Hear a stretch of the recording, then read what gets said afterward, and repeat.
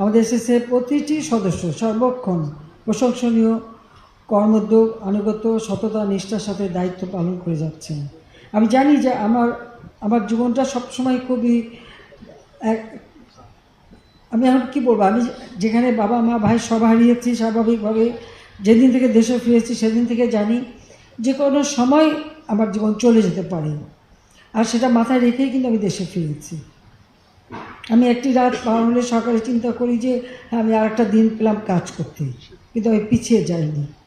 শত বাধা অতিক্রম করেই কিন্তু দেশকে এগিয়ে নিয়ে যেতে পারছে, এটাই হচ্ছে সবথেকে বড় কথা। কারণ যে দেশে মানুষ একবেলা খেতে পারতো না, এখন আমরা মানুষের ক্ষুধার অন্ন জোগাতে পারি। তাদের শিক্ষার ব্যবস্থা আমরা করেছি, চিকিৎসার ব্যবস্থা করেছি, কর্মসংস্থানের ব্যবস্থা করেছি। আজকে আমাদের দেশে বেকারত্বের হার 3 ভাগে নেমে এসেছে, মাত্র 3% আছে, সেটাও থাকবে না। আমরা সেইভাবেই শিক্ষা দিচ্ছি। যেখানে সাক্ষরতার হার মাত্র 45 ভাগ ছিল, এখন আমরা 86 ভাগে আমরা উন্নীত করতে সক্ষম হয়েছি।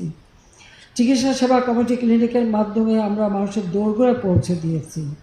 সামাজিক নিরাপত্তা কর্মসূচির মাধ্যমে দেশের একেবারে নিম্ন স্তরের মানুষ, তাদেরকেও আমরা সহযোগিতা দিয়ে যাচ্ছি। গৃহহীন ভূমিহীন মানুষকে আমরা ঘর বাড়ি তৈরি করে দিচ্ছি। আমাদের লক্ষ্য, এটা হচ্ছে 25 বছরের আমাদের প্রতিজ্ঞা যে বাংলাদেশে একটি মানুষও ভূমিহীন থাকবে না, গৃহহীন থাকবে না। আজকে কিন্তু আমরা প্রায় বাংলাদেশের প্রায় সকল জেলা উপজেলা পর্যায় পর্যন্ত প্রায় 446টা উপজেলায় ইতিমধ্যেই আমরা ভূমিহীন গৃহহীন মুক্ত করতে পেরেছি। আর যেটুকু বাকি আছে সেটাও আমরা সামনে করে ফেলব।